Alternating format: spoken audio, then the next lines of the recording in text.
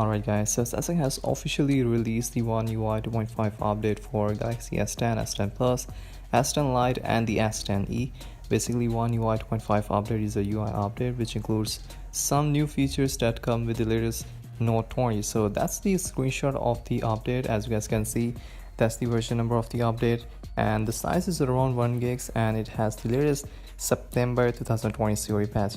So talking about the features, so there will be a lot of new features and changes into One UI 2.5, like wireless text support, pro mode in camera. There will be some improvements and changes into camera and messaging app. You can pause the video right now and check the complete changelog by yourself if you're interested. So let's talk about the rollout. So this update is going to be rolling out in Europe, which means that it's not officially rolling out worldwide right now, but you don't need to worry because the update is now officially out and soon it will expand to other countries and carriers. Usually these kind of updates take like few weeks to reach every single region, but it won't be in October, that's for sure.